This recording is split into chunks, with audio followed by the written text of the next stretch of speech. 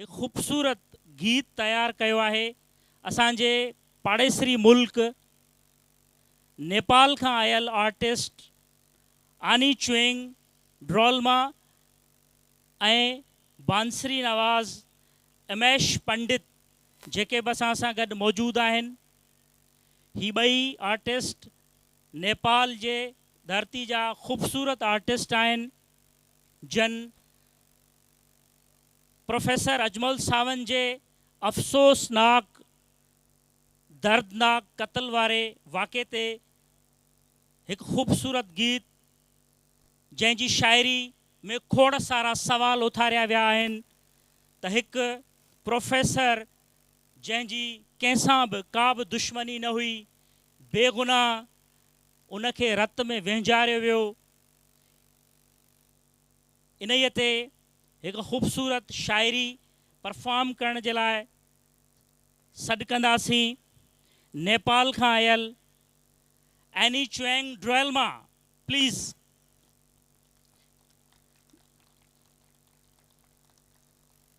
ऐं गॾोगॾु उमेश पंडित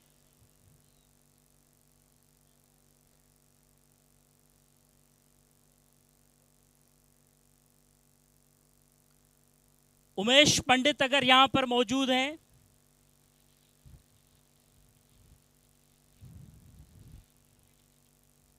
उमेश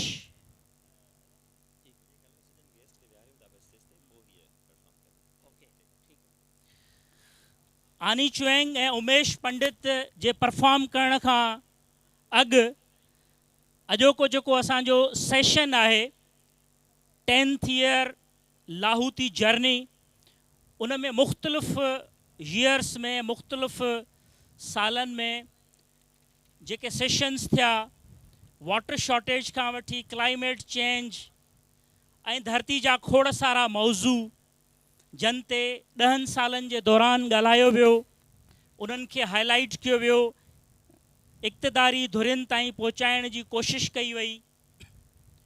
उन्हनि 10 सालनि में मुख़्तलिफ़ पार्टिसिपेंट, मुख़्तलिफ़ मुअज़्ज़िज़ महिमाननि जन जन शिरकत कई, जन उन्हनि मौज़ू ते ॻाल्हायो हो। अॼु उन्हनि मां कुझु मुअज़्ज़िज़ महिमान असां सां गॾु हिते मौजूदु आहिनि जिन खे मां वारी वारी सॾु कंदुसि त हू स्टेज ते अचनि त जीअं प्रोग्राम जी बाज़ाब्ता शुरूआत करे सघिजे। सभ खां पहिरियां स्केचिस ग्रुप जे लीड सिंगर ऐं लाहूती जे बानी, हिन इवेंट जे बानी सैफ समेजो साहब खे गुज़ारिश आहे त हू मॉडरेटर जी चेयर खे संभालीनि। सैफ समेजो जे लाइ खोड़ सारियूं ताड़ियूं जंहिं ही मेलो मचायो आहे। उन खां पोइ मां वाटर एक्सपर्ट, पाणी जे माहिर हसन अब्बास साहब खे गुज़ारिश कंदुसि त हू बि स्टेज ते अचनि अगरि हिते मौजूदु आहिनि। हसन अब्बास साहब, प्लीज़। हसन अब्बास साहब जे लाइ बि ताड़ियूं। उन खां पोइ मां सिंध जी नामवर शख्सियत, दानिश्वर, लेखक, सिंध जो दर्द रखंदड़ मोहतरम जामी चांडियो साहब खे गुज़ारिश आहे त हू बि स्टेज ते अचनि। जामी चांडियो साहब।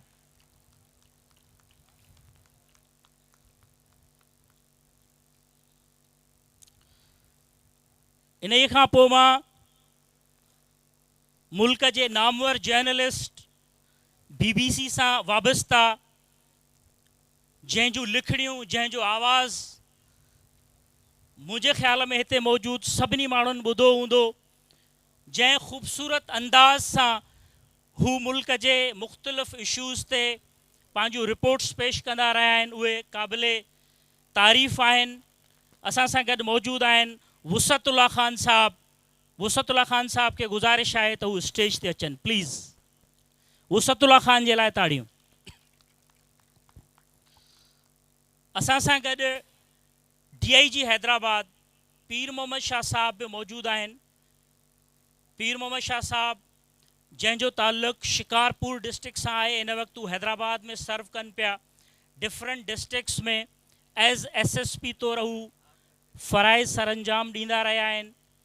ऐं अॼु असां पंहिंजे हिन लाहूती जे स्पेशल सेशन में उन्हनि खे मदऊ कयो आहे त जीअं हू लाहूती जे हिन सफ़र समेत सोसाइटी में जेके ट्राइबल क्लैशिस हलनि था, दहशतगर्दी जा वाक़िया आहिनि ऐं ॿिया खोड़ सारा इशूज़ उन्हनि ते गुफ़्तगू करण जे लाइ पीर मोहम्मद शाह साहब खे गुज़ारिश आहे त उहे स्टेज ते अचनि। पीर मोहम्मद शाह, DIG हैदराबाद।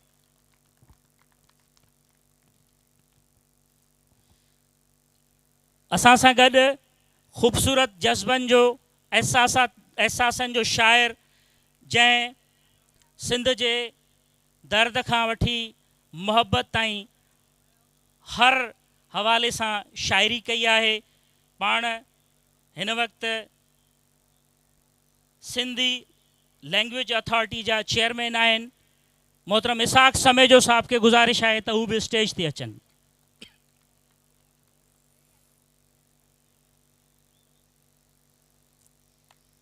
इसाक़ समेजो साहब।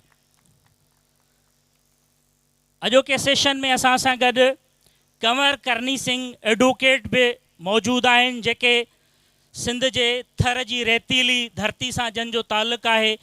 कंवर करनी सिंह एडवोकेट, थर सिंध जी सूंहं, उन इलाइक़े सां तालुक़ु रखंदड़ फोक सिंगर। माई ढाई खे बि गुज़ारिश आहे अगरि हू मौजूदु आहिनि त हू बि स्टेज ते अचनि। माई ढाई।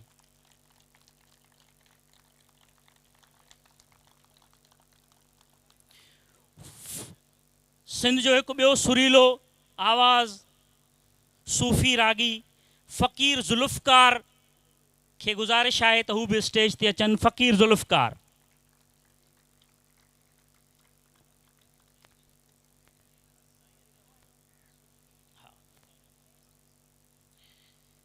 फोक म्यूज़िशियन भगत भूरालाल खे बि गुज़ारिश आहे त हू बि स्टेज ते अचनि। भगत भूरालाल।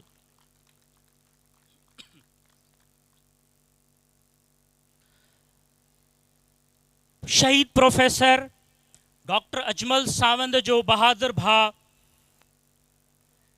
डॉक्टर तारिक सावंद, जंहिं पंहिंजे नौजवान प्रोफेसर भाउ जे बेगुनाह क़त्ल खां पोइ बि समूरी मीडिया सोसाइटी जे अॻियां अची करे इहो चयो त असां कानून जो रस्तो वठंदासीं, असां पलांद न कंदासीं, असां शरीफ़ ऐं कानून ते वेसा रखंदड़ शहरी आहियूं।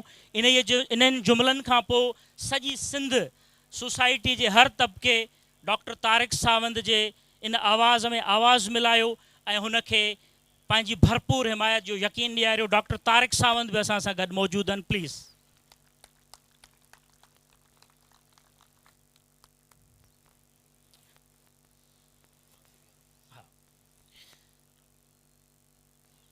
ही लाहूती मेलो जेको हर साल हिन क्लब में वॾे शाया निशान तरीक़े सां मल्हायो वञे थो, जंहिंमें सिंध जे मुख़्तलिफ़ तालीमी इदारनि खां वठी सिविल सोसाइटी ऐं ॿियनि सेक्शन्स जा हज़ारे माण्हू हिते पहुचनि था, इंजॉय कनि था ऐं ख़ूबसूरत सेशन्स मां सबक़ पढ़ाए वञनि था। इन मेले खे मचाइण में जिते सैफ़ समेजो फाउंडर लाहूती जो वॾो रोल आहे, उते संदसि हमसफ़र साथियाणी सना ख्वाजा जेका को फाउंडर आहे लाहूती जी, उन जो बि हिकु वॾो रोल आहे। सना ख्वाजा खे गुज़ारिश कबी त हू बि स्टेज ते अचनि।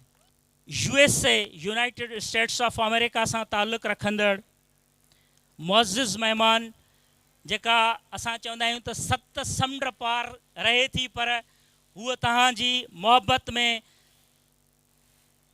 हैदराबाद जे हवाउनि में हिते पहुती आहे। ऐं मां ॾिसंदुसि त उन असांजी मुअज़्ज़िज़ महिमान जी तव्हां केतिरी आजियां कयो था त जीअं हू वापसि जॾहिं 7 समुंड पार करे वञे त उनखे यादि हुजे त हैदराबाद उनजो केतिरो इस्तक़बाल कयो। विक्टोरियन जेका म्यूज़िशियन आहे USA, जेको म्यूज़िशियन आहे उनखे गुज़ारिश कबी त हू स्टेज ते अचे। विक्टोरियन खे गुज़ारिश कबी त हू स्टेज ते अचे। आजियां ठीक न थी, ज़ोरदार ताड़ियूं विक्टोरियन जे लाइ।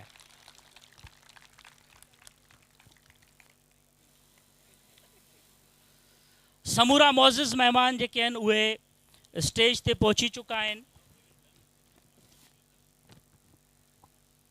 यस हिकिड़ो मुअज़्ज़िज़ महिमान जेको रहिजी वियो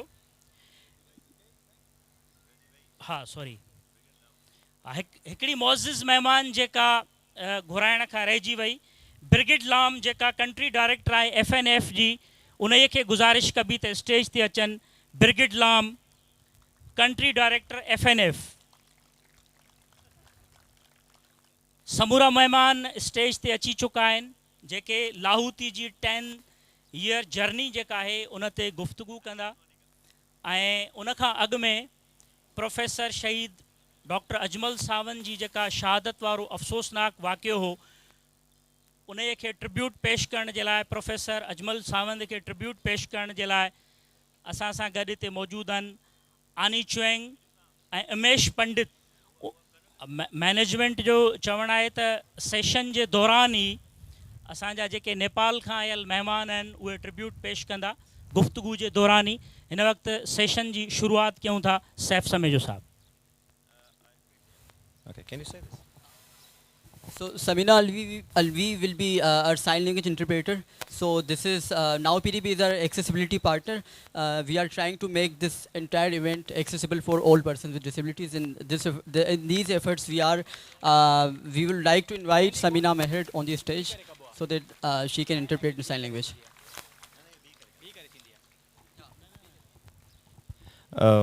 Thank you very much for all of you. And thank you so much. सजा मुझा मोज़िज़ मेहमान भी चवां ऐं मुझा दोस्त बि जेके स्टेज ते वेठा आहिनि इन्हनि सभिनीनि जो तालुक़ु ज़िंदगी जे मुख़्तलिफ़ वॉक्स आहे they come from different walk of life. I also like to call Monica Dogra here. She's from US and I want her to come here and experience this. Since I was not moderator of this panel session, this is the last moment I'm told to moderate it. So Monica, yeah, I'm here. I'm doing my host thing today. हिन सॼे panel खे diverse रखण जो purpose इहो आहे त असां one minute, I'm here. असां पंहिंजी कन्वर्सेशन खे हिकु त डाइवर्स तरीक़े सां सम्झी सघूं and secondly you could witness this diversity. At the same time,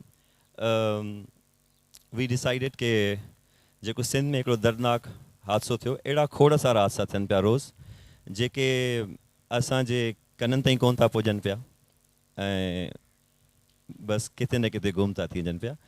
So we decided कि असां symbolically जेको recently तमामु वॾो हादसो थियो अजमल सावंत जो उनजो भाउ हिते ख़ुदि मौजूदु आहे. And we decided कि असां समाज जे मुख़्तलिफ़ हलकनि जा माण्हू गॾु हुजूं and then we begin to listen the story from him. And Ajmal Sawant हिकु कोन्हे अहिड़ा खोड़ अजमल उहे मर्दनि जा औरतूं रोज़ हिन समाज में अलाए केतिरनि हादसनि जो शिकार थियनि थियूं पियूं. सो मां चाहींदुमि जानव उमर खे त हिन पैनल खे शुरू करे ऐं अजमल जे ब्रदर सां कन्वर्सेशन में then we proceed.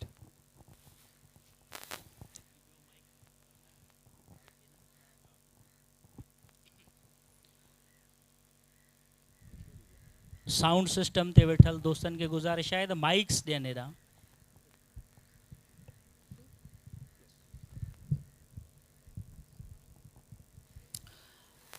महिरबानी सैफ समेजो साहब और डॉक्टर तारिक साहब अवां जी बि वॾी महिरबानी जो अवां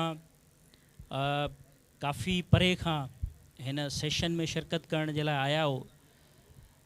डॉक्टर अजमल सावंत जो इंतहाई अफ़सोसनाक वाक़ियो जंहिंखे केतिरा ई ॾींहं गुज़री चुका आहिनि ऐं हीउ अहिड़ो वाक़ियो हुयो जंहिंजी सिर्फ़ु जंहिं इलाइक़े में हीउ वाक़ियो पेश आयो जंहिं इंस्टिट्यूट में डॉक्टर अजमल सावंत पढ़ाईंदो हुयो उन सां गॾु सॼी सिंध मां सॼे मुल्क मां उन जे क़त्ल जे ख़िलाफ़ आवाज़ उथियो ऐं मां सम्झां थो त आवाज़ मज़बूत तरीक़े सां इन जे करे बि उथियो त प्रोफेसर अजमल सावंत जेको यूरोप में PhD करे पंहिंजनि माण्हुनि खे पढ़ाइण जे लाइ उतां वापसि हिते पहुतो हो ऐं हुनजी हिकिड़ी स्पीच हुई त त मूंखे फ्रांस में तमामु घणियूं ऑफर्स हुयूं, वधीक पैसा मिलनि पिया, पर उहे मूं छॾे करे फ़ैसिलो कयो त मां पंहिंजनि माण्हुनि खे पढ़ाईंदुसि, उते वधीक पढ़ाईअ जी ज़रूरत आहे। हीअ जुमिला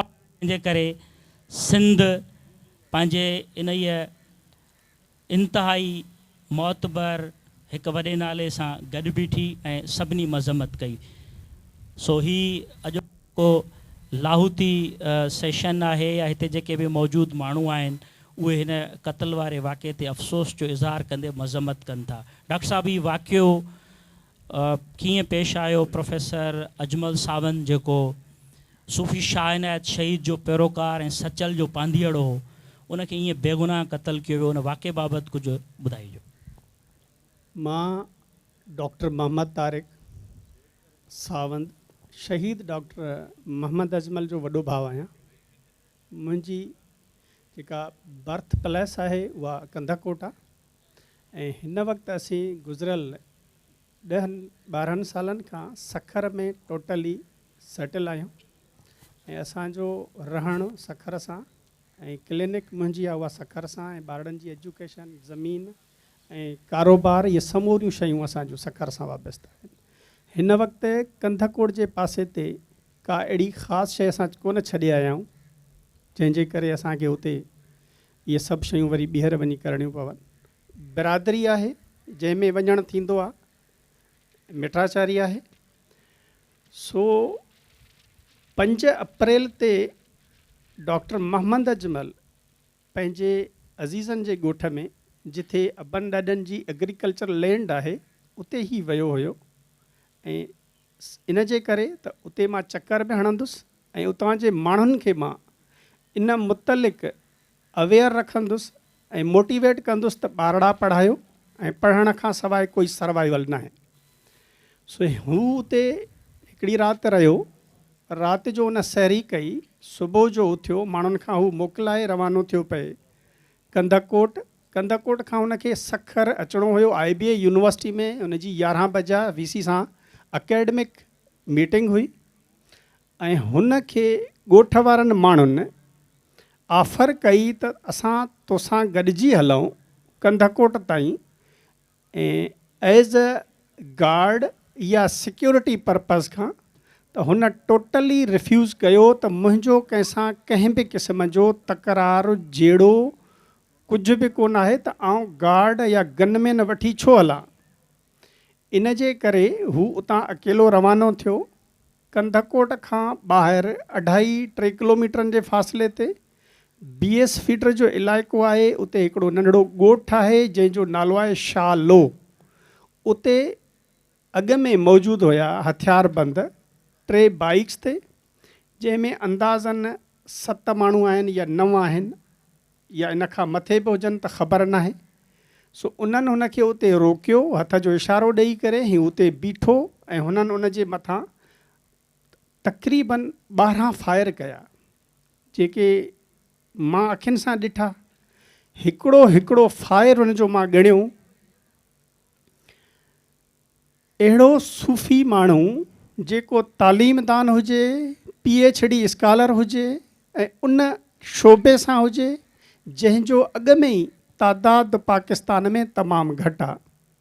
टोटल 4 माण्हू ॿुधाइजनि पिया त पाकिस्तान में आहिनि जेके आर्टिफिशियल इंटेलिजेंस में PhD करे आया हुया, जिन मां डॉक्टर अजमल सावंत हिकु हो ऐं उहो सिंध जो हिकिड़ो वाहिद ॿारु हुयो ऐं हुनजो उन्हनि क़त्ल कयो, जंहिंसां डॉक्टर अजमल या डॉक्टर अजमल जी फैमिली जो कंहिं बि तरीक़े सां को बि ताल्लुक़ु न जहिड़ो हो, न झगड़ो हो, न तकरार हो, न ऑनर किलिंग जी का ॻाल्हि हुई। ऑनर किलिंग जी ॻाल्हि आहे या कारोकारी जी जेका ॻाल्हि आहे त उते कच्चे जे इलाइक़े में हिकिड़े ॻोठ में जंहिंमें सावंत बि वेठा आहिनि, सुंदराणी बि वेठा आहिनि, उन्हनि में हिकिड़े घर मखां ॿिए घर ताईं कारें जो तकरार गुज़िरियल 6 महीननि खां हले पियो। इन खां वधीक को ॿियो मसइलो कोन हुयो ऐं सिर्फ़ु हिन माण्हू जो क़त्ल इन जे करे थियो आहे त हीउ लिखियलु पढ़ियलु हुयो, सुठे घर सां हिन जो तालुक़ु हुयो ऐं बे हथियार हुयो ऐं हिन माण्हू खे उन्हनि ज़ालिमनि त गोलियूं हणी क़त्ल कयो आहे, शहीद कयो आहे। पर मां थो चवां त जे उनखे ईअं ई हथनि सां ॻिची में ज़ोर ॾियनि हा त बि हू हुनजो साहु निकिरी वञे हा। उनखे बेदर्दी सां अहिड़े नमूने हुनजो क़तलु थियो आहे जो अॼु बि जॾहिं उहे ॻाल्हियूं यादि थियूं अचनि त रोई थो पवां मां।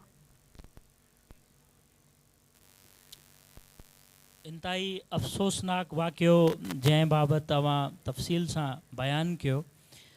इन्हनि साॻियुनि इलाइक़नि में काफ़ी जेके तकरार आहिनि उहे हलनि पिया ऐं उन्हनि तकरारनि जे नतीजे में बेगुनाह माण्हू जिन जो कंहिं क़िस्म जो को तालुक़ु न हूंदो आहे परे परे ताईं उहे शिकार थियनि पिया। यकीनन तव्हां पंहिंजे बिरादरी जा वॾा आहियो, तव्हां ते बिरादरी जो बि प्रेशर हूंदो, पर तव्हां कानून जो रस्तो वरितो।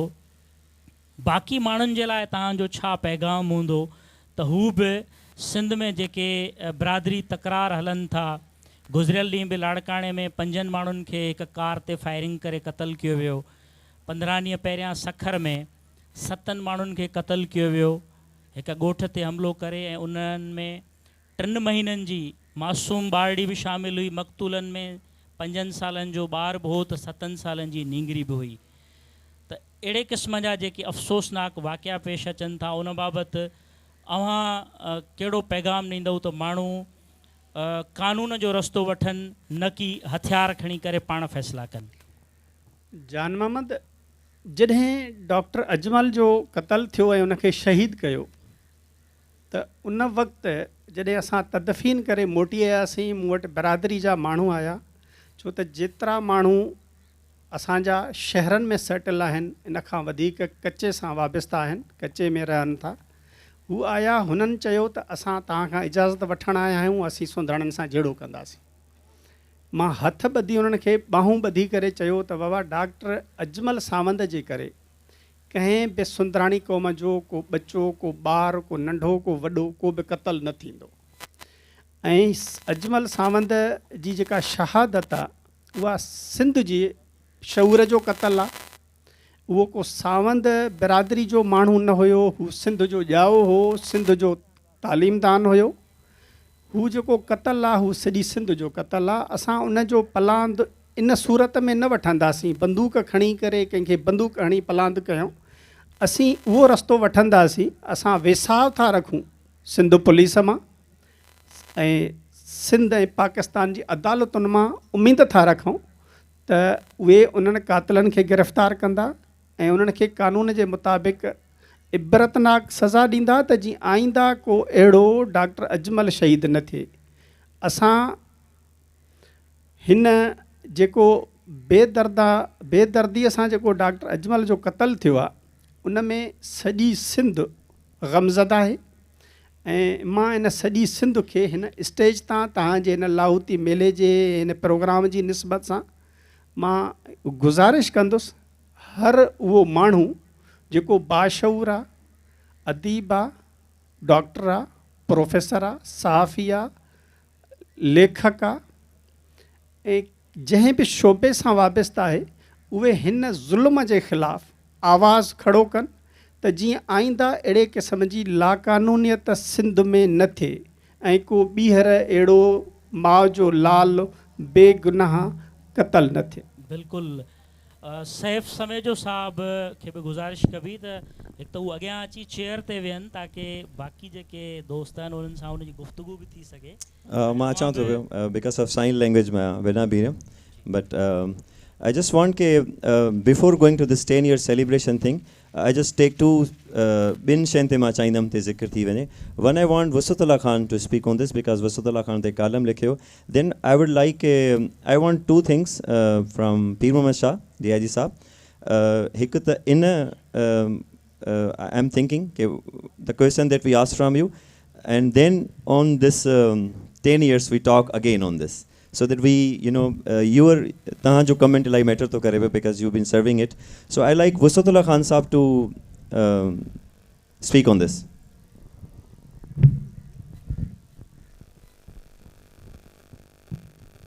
पहले मैंने सोचा कि डॉक्टर अजमल सावंत पे कुछ मैं ज़बानी कह दूं, लेकिन फिर मेरे जहन में ख़्याल आया कि जो मैं उसकी ख़बर सुनने के बाद जो मेरा रिएक्शन था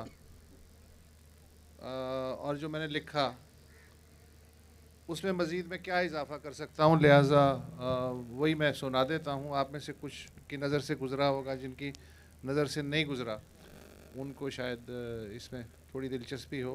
اس کا ٹائٹل یہ تھا، ڈاکٹر اجمل ساونت کو مرنا ہی تھا. نیٹ فلکس کی ڈاکومنٹری آور یونیورس دیکھنے سے معلوم ہوا کہ آسٹریلیا کی گریٹ بیریئر ریف کے طویل سفید ریتلے ساحل پہ سبز کچھوے ہزاروں کی تعداد میں ایک مخصوص موسم میں خونی مچھلیوں اور شکاری پرندوں سے بچتے بچاتے آتے ہیں اور ہزاروں انڈے ریت میں دبا کے پھر نیلے سمندر کی گہرائیوں میں اتر جاتے ہیں. سورج کی گرمی سے ریت میں دبے انڈوں سے نوزائیدہ بچے نکل کے جیسے ہی سمندر کی طرف دوڑ پڑتے ہیں تو فضا میں منڈلاتے بھوکے پرندے اور ساحل سے ذرا پرے منتظر بڑی مچھلیاں ان پر ایک ساتھ یلغار کر دیتے ہیں. ہزاروں نوزائیدہ کچھووں میں سے بمشکل 4-5 ہی سمندر میں اترنے کے بعد زندہ رہتے ہیں اور ان میں سے بہت کم طبعی عمر کو پہنچ پاتے ہیں. ہزاروں میں سے 4-5 بچ جانے والے کئی ہزار کلومیٹر تک سمندر چھاننے اور خطرات سے آنکھ مچولی میں ایک عمر گزارنے کے بعد دوبارہ انڈوں کا ذخیرہ پیٹ میں دبائے اپنی جنم بھومی کی جانب واپسی کا سفر شروع کرتے ہیں تاکہ یہ انڈے اسی ریت میں دبا سکیں جس کی حدت سے انہوں نے کئی سال پہلے خود جنم لیا تھا. یہ سلسلہ لاکھوں برس سے اسی طرح چل رہا ہے اور چلتا رہے گا. جب مجھے ڈاکٹر اجمل ساونت کے قتل کی اطلاع ملی تو یہی کہانی یاد آ گئی. کتنی مشکل سے قبائلی ریت میں دبے ہزاروں انڈوں میں سے اجمل ساونت جیسے بچے نکلتے ہیں اور انہیں انتقام و جہالت و ذہنی پسماندگی و محرومی کے خمیر سے پیدا ہونے والے پرندے، شارکس اور ویل مچھلیاں چٹ کر جاتی ہیں. ہزاروں میں سے بمشکل 5-10 بچے بچیاں اس سماج میں آگے بڑھ پاتے ہیں اور ان میں سے بھی آدھے کسی حادثے یا غیر طبعی موت یا انتقام کی بھینٹ چڑھ جاتے ہیں، مگر جو بچ جاتے ہیں وہ جبلت کے ہاتھوں مجبور ہو کے دوبارہ اپنی امنگوں کے انڈے لے کے اسی ریت کی طرف دوڑتے ہیں جس ریت سے وہ جنمے تھے. کشمور، جیکب آباد، شکارپور، گھوٹکی، سکھر، لاڑکانہ یا شمالی سندھ کے دیگر اضلاع یا آس پاس کے اور اضلاع، شاید ہی کوئی قبیلہ دعویٰ کر سکے کہ اس کی کسی دوسرے قبیلے سے کبھی دشمنی نہیں رہی اور زن، زر، زمین اور انا کے منحوس چکر نے اس کے بچے نہ کھائے ہوں. لگ بھگ 15 برس پہلے مجھے خیرپور کی شاہ عبد اللطیف یونیورسٹی میں غیرت کے کاروبار پہ BBC اور یونیورسٹی کے مشترکہ سیمینار میں شرکت کا موقع ملا. زیادہ تر لڑکے لڑکیاں مقامی یا آس پاس کے اضلاع کے تھے. یہ سب بچے مجھے ان نوزائیدہ کچھووں جیسے لگے جو آدم خور پرندوں اور جانوروں سے بچ کے علم کے سمندر میں اپنی شناخت ڈھونڈنے کے لالچ میں غوطہ لگانے میں کامیاب ہو گئے ہیں. میزبانوں نے ایک درمیانے درجے کے قبائلی سردار کو بھی اس سیمینار میں بطور مرکزی مہمان مدعو کیا تاکہ کاروکاری، سنگ چٹی، جرگا، فیصلہ، بدلہ ان سب کی فارسی سمجھ سکیں. سردار صاحب کو لڑکے لڑکیوں نے گھیر لیا اور وہ سوالات داغے کہ جنہیں اٹھانے کی جرأت صرف ایک جوان خون ہی کر سکتا تھا. سردار صاحب نے تسلیم کیا کہ یہ سب جہالت ہے جس کی آج کے زمانے میں کوئی گنجائش نہیں اور یہ خونی چکر پوری نسلیں نگل رہا ہے، مگر بقول سردار صاحب یہ رواج، دشمنیاں، غیرت کا جدی پشتی تصور اگلی نسل میں بھی چلے گا. بھلے ایک عام قبائلی لڑکا اور لڑکی کتنا بھی پڑھ لکھ جائے، بھلے سردار انگوٹھا چھاپ بھی ہو، مگر رہے گا وہ سردار. بھلے اس کا بیٹا اور پوتا آکسفورڈ سے بھی پڑھ کے آ جائے، لیکن جب اپنے گاؤں آئے گا اور گدی پہ بیٹھے گا تو روشن خیالی شہر میں ہی چھوڑ کے آنا پڑے گی، ورنہ ماحول اسے اور اس کی سرداری کھا جائے گا۔ اگر سب کچھ ٹھیک ہو گیا اور ویسے ہی ٹھیک ہو گیا جیسا کہ ہم چاہتے ہیں تو پھر سردار کو کون پوچھے گا؟ ڈاکٹر اجمل ساوند یا اس جیسوں کو ہوش سنبھالتے ہی اندازہ ہو جاتا ہوگا کہ انہیں 19ویں صدی پار کر کے 20ویں اور پھر 21ویں صدی میں صرف اپنے ہی بلبوتے پہ گھپ اندھیروں کو چیرتے ہوئے آگے جانا ہے۔ ڈاکٹر اجمل جب کیڈٹ کالج لاڑکانہ میں داخل ہوا ہوگا، جب مہران انجینئرنگ یونیورسٹی میں اپنا مستقبل بن رہا ہوگا، جب شاہ عنایت جھوکی اور لطیف چومسکی اور ایڈورڈ گبن کو پڑھ رہا ہوگا، جب پیرس کی ڈیکارت یونیورسٹی میں آرٹیفیشل انٹیلیجنس کے جن کو قابو میں لا کے اسے ڈاکٹریٹ کا لباس پہنا رہا ہوگا، اجمل جب مغرب سے حاصل کردہ سائنسی زاویہ نظر اپنے اندر سمو کے 21ویں صدی سے واپس 19ویں صدی میں چھلانگ لگانے کے لیے ذہنی طور پہ تیار ہو رہا ہوگا، جب اپنے ارد گرد کے چھوٹے چھوٹے ذہنوں کو جگنو بنانے کے خط میں مبتلا ہو کے واپس اپنی جنم بھومی کی طرف لوٹا ہوگا اور آئی بی ایس سکھر میں بیٹھ کے اس دھوکے میں مبتلا ہوا ہوگا کہ اسے بھلا کون مارے گا، اسے کون کسی اور کی دشمنی کی مشین میں ایک اور گنا سمجھ کے کیوں پیلے گا، تب اسے یہ تھوڑی معلوم ہوگا کہ جہالت کے ہاتھ میں تھمی بندوق کی ایک گولی اس کے پورے علم اور تمام خوابوں پہ بھاری ہے۔ ایک سندرانی نے ایک ساوند کو مار دیا، کوئی ساوند پھر کسی سندرانی کو مار دے گا۔ ڈاکٹر اجمل کی خوشنیتی، تپسیا، درویشی، وطن پرستی اور علم شناسی گئی بھاڑ میں، وہ علامہ اقبال یا فرانس فینن ہی کیوں نہ ہو، مگر ہے تو ساوند، اور ساوند کوئی بھی ہو دشمن ہے، جیسے سندرانی کوئی بھی ہو ٹارگٹ ہے۔ آسمان پہ منڈلاتے خونی پرندوں، ساحل کے آس پاس گشت کرتی شارکوں اور تاک میں بیٹھے مردار خور گدھوں کے جھنڈ کے لیے ڈاکٹر اجمل صرف ایک وقت کا رزق تھا اور بس۔ مگر اچھی خبر یہ ہے کہ کچھووں کے بچے پیدا ہوتے ہی سمندر کی طرف بھاگنا بند نہیں کر سکتے، بھلے ان میں سے 2-4 ہی ڈبکی لگا کے پار ہوں۔ خیر اور شر کا ڈرامہ یوں ہی چلے گا، کردار بدلتے رہیں گے۔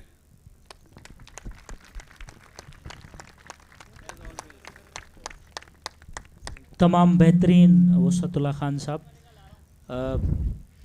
ڈاکٹر طارق ساوند جیئں کچھ دیر پہریاں ॿुधायो त अफ़सोसनाक वाक़े बावजूद जो कि असांजे इलाइक़नि में सूरत हाल आहे बिरादरी तकरारनि जी ऐं बदिले जो जेको हिकिड़ो अजीबो ग़रीब क़िस्म जो माण्हुनि पंहिंजे लेखे हिकिड़ो कॉन्सेप्ट ठाहे वरितो आहे, उन जे बावजूद हुननि कानून जो रस्तो अख़्तियार कयो ऐं हुननि चयो त असांजो पुलिस में अदालतुनि में वेसा आहे। डॉक्टर तारिक सावंत सां गॾु पीर मोहम्मद शाह साहब मौजूदु आहिनि जेके DIG हैदराबाद आहिनि। उन्हनि सखर में, खैरपुर में, घोटकी में, ॿियनि ज़िलनि में सर्व कयो आहे एज़ SP। उन्हनि इलाइक़नि में बि खोड़ सारा ट्राइबल क्लैशिस हुननि इंतिहाई वेझे खां ॾिठा, उन्हनि खे डील कयो। पीर मोहम्मद शाह साहब खां बि पुछंदासीं त हू बि महिमाननि खे जेके हिते वेठा आहिनि या ऑडियंस, उन्हनि खे पंहिंजा एक्सपीरियंसिस बि शेयर करे ऐं ॿुधाए त डॉक्टर तारिक जेको रस्तो वरितो आहे कानून ऐं पुलिस में वेसा जो, त हू उन ते छा चवंदो। ऐं जेके असां वटि इन्हनि इलाइक़नि में झेड़ा हलनि था, मशहूरु इहो आहे त इहे तकरार हुजनि, सरदारी हुजे, वॾेरप हुजे, इहे तॾहिं अॻियां हलनि पिया मज़बूत तरीक़े सां जॾहिं पुलिस उन्हनि सां साथारी थिए थी। वाक़ई ईअं आहे? बिस्मिल्लाहिर्रहमानिर्रहीम। महिरबानी जान मोहम्मद साहब, ऐं अॼु डॉक्टर साहब सां मुलाक़ात थी। वाक़ियो जॾहिं थियो तंहिं महिल बि तमामु घणो ॾुखु थियो, ऑल्दो का मुलाक़ात न हुई असांजी अजमल सां, पर अॼु वरी इहे सभु ॻाल्हियूं ॿीहर ॿुधी करे दिलि जेको आहे ॾाढो ॾुखियो आहे अॼु। तव्हां ॻाल्हि कई वेसाह जी सिस्टम में, इन में त को सेकेंड ओपिनियन ई कोन्हे को। अदरवाइज़ त पोइ लॉ ऑफ जंगल थी वेंदो ऐं हर को पंहिंजो बदिलो पाण वठे, त पोइ रहंदो लाक़ानूनियत थी वेंदी। But coming to the role of police, police basically federation जे हिकिड़े सिंध पुलिस हिकिड़े फेडरेटिंग यूनिट जी हिकिड़ी फोर्स आहे जेका सोसाइटी में जॾहिं को सोशल ऑर्डर डिस्टर्ब थिए थो उनखे ट्रीट कंदी आहे सिम्टोमेटिकली, सिम्टम्स सां उहा डील कंदी आहे। It never deals with the root cause. So even if the murderers are arrested and they are sent to jail and they are met with the justice, the fact remains that the root cause is not addressed. Root cause के address केर कंदो, उहा state कंदी ऐं state जो federating unit कंदो। ऐं state जी definition ई आहे त उहा सॉवरन हूंदी आहे, उहा एगैलिटेरियन हूंदी आहे, उहा प्रोटेक्टिव हूंदी आहे। पर तव्हां अनफॉर्चुनेटली ॾिसो असांजे ख़ासि तौर ते इंटीरियर में, ऐं घणो पोइते अगरि वञो त पोइ कराची बि, माना घणो पोइते न, 2013 खां पहिरियां, त उते ई आउटसोर्स थियल हुया इहे सर्विसिस उतां जे फोर्सिस खे जेके स्टेटस को खे क़ाइमु कयूं वेठियूं आहिनि। ऐं डॉक्टर अजमल जेको हुयो, इन जहिड़ा जेके असांजो फ्यूचर आहे बेसिकली, उहे न चाहींदे बि उनखे हो चैलेंज करनि था पिया ऐं उन चैलेंज खे पोइ इन ई तरीक़े सां बेईमाना तरीक़े सां हो पंहिंजे रस्ते खां ख़तमु करनि था। उन में तव्हां इलेक्शन ॾिसो कंहिं तरीक़े सां उहे it's a tool to prolong this status को। सिमिलरली तव्हां ऑफिसर्स जी पोस्टिंग ॾिसो, उन जा टेन्योर ॾिसो, उन जा रोल्स ॾिसो, they are the ones who actually are deciding. Similarly तव्हां बजट्स ॾिसो, उन जी विर्छ कीअं थींदी, उहा बि उते ई असांजा सो कॉल्ड वॾेरा करनि था पिया। जेसि ताईं स्टेट पंहिंजो फुल पावर सां पंहिंजे मेन मक़सदनि खे एनफोर्स न कंदी त ही रूट कॉज एड्रेस कोन थींदो। सिम्टम्स ते असां ॻाल्हाए सघूं था, बट कैंसर जो इलाजु डिस्प्रिन सां कॾहिं न थींदो। सो बाक़ी मुंहिंजो पंहिंजो तजुर्बो आहे ऐं I have served in the upper Sindh for more than 5 years and I have served in various districts as well, a bordering district Ghotki and then Sakhar, Khairpur, Ladkana. ये जेके इशूज़ आहिनि न उहे इन जे करे बि आहिनि बिकॉज़ ऑल्टरनेट जेको आहे साईं जो बिल्कुलु सही आहे त इन्हनि जो ट्रस्ट आहे, हिकिड़ो बिलीफ आहे, ही नोज़ के he will at the end of the day gets justice. But उहा जस्टिस जेका आहे न इट्स सो डिलेड कि अल्टीमेटली माण्हू जेके आहिनि तंग था थी वञनि and then they revert back to the shortcuts, which is either they take the law in hand, or if they can't, if they are weaker, then they submit to the jirgas, which is again a kind of outsourcing of justice system by the state to the local feudal lords. So मुझे नज़र में policing जेका आहे उन जो हिकिड़ो marginal role आहे इन सॼे हिकिड़े सिनेरियो में। जेसि ताईं असां सभु मिलिजी करे एज़ अ सोसाइटी इन शइ खे सम्झंदासीं न ऐं उन शइ खे असां सिर्फ़ु अफ़सोस न कयूं, मुज़म्मत न कयूं, बल्कि मज़ाहिमत बि कयूं, तॾहिं वञी करे इहे सभु शयूं इहे ठीकु थींदियूं। Thank U.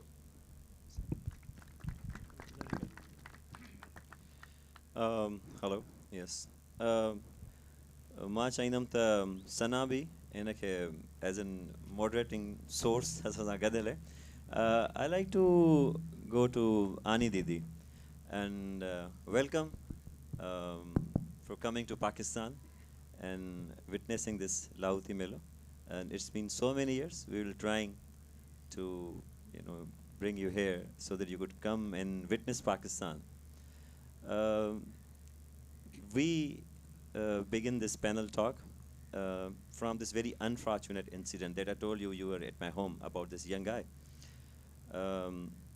So before we going to this 10-year celebration, which I want it should begin from you, but I wanted this tribute that you thought that you will sing, that I request you sing it.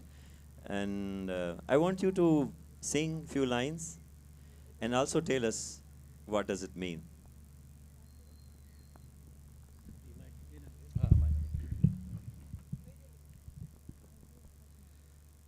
And first of all, I also like to introduce that Ani Cheong Drolma is a very popular, very eminent, and she influenced the society with something so good. She's not an influencer we commonly see in the society, but I have seen her singing the song of love, singing the song of peace. There's a list. If I keep speaking, I may not stop, but the less I'm saying, with the simplicity I have in my words, just understand how, like, in our heart, huge she is. So she's from the lands of Himalayas, and for me, she is a Himalaya too. I just learned to say Hak Mawjood, Namaste, and Tashidele. It's a real honor for me to be here among you, all the dignitaries here, and audience as well. And it's wonderful to finally be in Pakistan after so many years of invitation, and I truly regret it many times for not being able to join. But I think it has to have a purpose or a right time to come. Probably I have come here to celebrate this, the glorious story of this young noble brother who was unfortunately, his life was taken very sadly.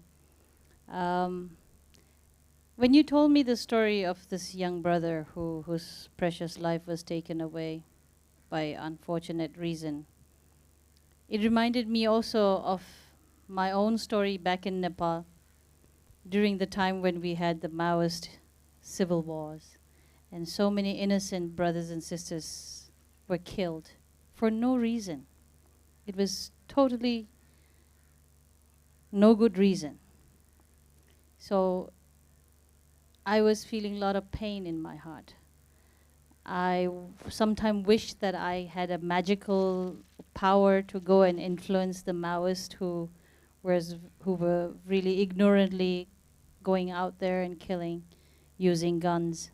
And at the same time, I was also mad at the state police or the armies who were also going out there and using guns to kill people. And these people who are dying are not someone who wished to die, who loved to live their life. And their loved one always wanted them to live happily as well. So, but then I couldn't do much, but as I loved singing, so I wanted to express my pain and my sadness out through the music. So, it goes like this.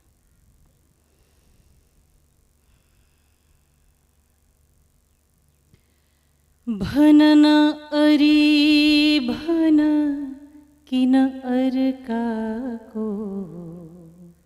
birthai jaan lene bhanana ari bhana kina arka ko birthai jaan lene जुनकी लिए पनि आफ्नै नहुने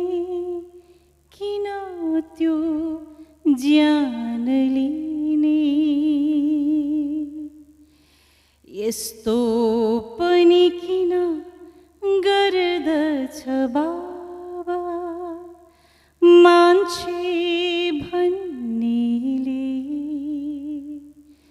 कोहीलाई अरू देख्दैनन् आफू देख्नेले. It says, tell me, oh my dear, tell me why needlessly take someone's life. Tell me, oh brother, tell me why needlessly take someone's life. Even when you take which cannot be yours, why take such life? So if I take your telephone, mobile phone, I can use it and I can say this is my phone. If I take your money, maybe I can say this is my money and I can use it. But if I take your life, it has no use. It cannot be my life. So tell me, oh brother, tell me why needlessly take someone's life which cannot be yours. Such a thing can be done by someone who calls themselves humans. So this is what the wording says. We as human, who we call ourselves human, can do such foolish thing. And the second line I would say, चोट जहाँ नहीं Lagos आखिर दुखने मुटु नहीं हो. Wherever the wound takes place, what hurts is the heart. चोट जहाँ नहीं लागोस आखिर दुखने मुटु नहीं हो. मुटुमै राखौँ हात सबैले परमेश्वर त्यही हो. यति बुझेमा खुल्छ नि बाबा स्वर्ग यही अहिले. कोहीलाई अरू देख्दैनन् आफू देख्नेले. Wherever the wound takes place, what hurts is the heart. Let's all put our hand on our heart. That's where our Savior is. We symbolize our heart where our love or compassion is. So where the compassion, where we all put our hearts on our heart, hands on our heart, there our Savior is. And only if we all realize this much only, the heaven will be on this earth right now. So this is what the song says. What is there to understand? What is there to realize? Once we see ourselves, we will never see others as others. What it means to say is, when we know ourselves, we will understand others as ourselves too. Because the common desire we all share is, none of us wish to die. None of us wish to be killed. None of us wish to be humiliated, discriminated, or tortured, or, treated not nicely. We all wish to be happy. We all love our life. We all love to be loved. We all love to be respected. So this is the essence of this song. So it's an honor for me to share this song here. And I really hope and pray that we all realize the essence of our life, or the meaning of our existence on this earth is not to kill, is to give life, share love. That's what makes our life more meaningful. We all seem to have hundreds of reasons, very ignorantly, to kill, but we don't seem to realize one good reason not to kill. So I hope and pray that we all realize the good reason not to kill anyone or to cause any harm to anyone. So thank you very much.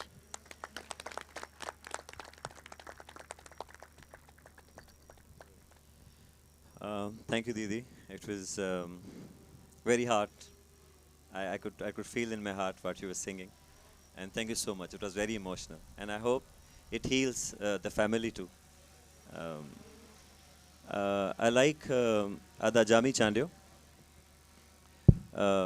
If you, I want to continue. Please. Yeah. तव्हां सां गॾु तव्हां जेकी ॿोली ॻाल्हाइणु चाहियो सिंधी उर्दू अंग्रेज़ी तव्हां हुन में ॻाल्हाइजो तव्हां सां गॾु हिन फेस्टिवल में 10 साल गॾु ई थिया आहिनि असांखे I thought to get back to this 10 years and छो जो 10 साल थी चुका आहिनि इन 10 सालनि में असां हर साल कंहिं ॿी थीम ते ई ॻाल्हायो आहे आई रिमेंबर कि पाण पहिरनि फेस्टिवल्स ते इंडिजीनियस म्यूज़िक ऐं उन्हनि आर्टिस्टनि खे मेन स्ट्रीम करणु ऐं उन में प्रेस जो रोल उन में सरकार जो रोल ऐं उन में असां ॾिसूं था ज़ुल्फ़कार फ़क़ीर आहे माई ढाई आहे भगत बुरा लाल 3 हिकिड़ा मिसाल पंहिंजे साम्हूं आहिनि जिन खे असां हिननि 10 सालनि में मुल्क जे अंदरि बि ऐं मुल्क जे ॿाहिरि बि परफॉर्म कंदे ॾिठोसीं ऐं they are very prominent so one story we have here कि फेस्टिवल्स कीअं पंहिंजो रोल प्ले करे सघनि था पिया ज़िंदगी में and how they bring you know even a micro changes if through entertainment we could bring if we could just bring a small difference it means a lot it's the power of entertainment so my question is to you ke taha in a 10 saal ni journey mein asan sa gad raha ho how you have seen it thank you very much Saif first of all let me congratulate Saif Samejo Sana my younger sister entire team of Lahooti for making this happen today. And I think it's a great story of success that we are here to celebrate 10th anniversary of Lahooti Festival. And as you said that I have been part of the whole process and team since its beginning. I think Lahooti is not merely a festival. And Lahooti is also not merely a music festival. Lahooti has become a phenomenon during last 10 years.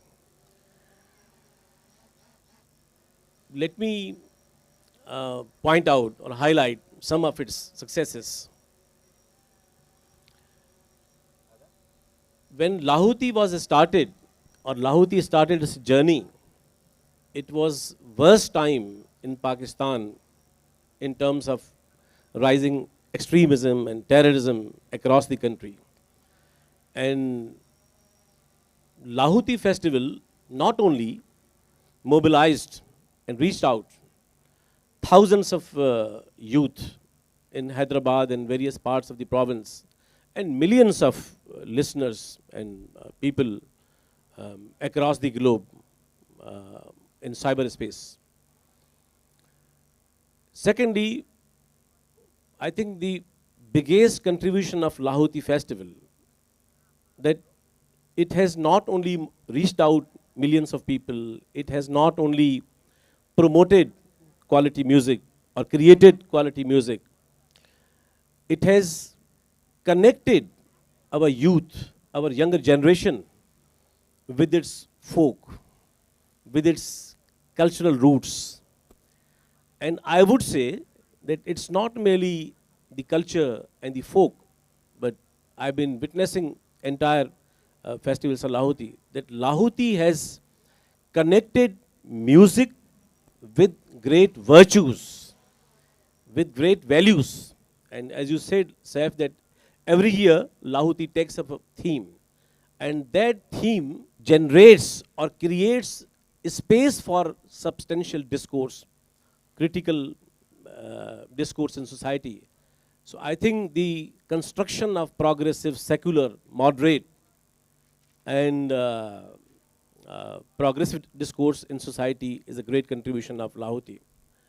And it has engaged people from across the country, be it artists or scholars or writers or poets or journalists or authors.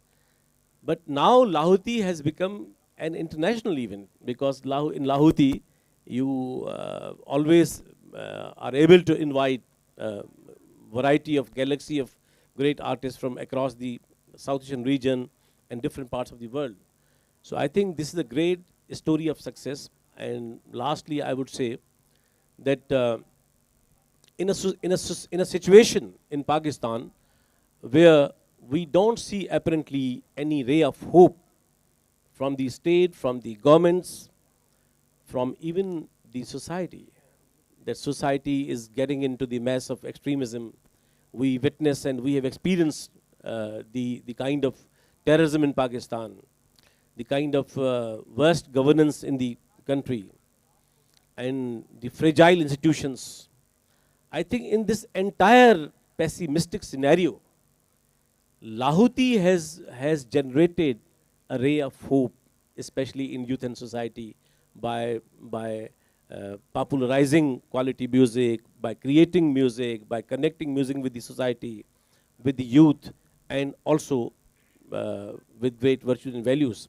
So I truly believe that the kind of work that Lahooti Festival has been doing, music annexed with political thoughts, social analysis, cultural discourse, art, literature, and so I think this blend of amalgamation of variety of themes and subjects and disciplines may make Lahooti a unique kind of event that happens every year in Sindh and Pakistan.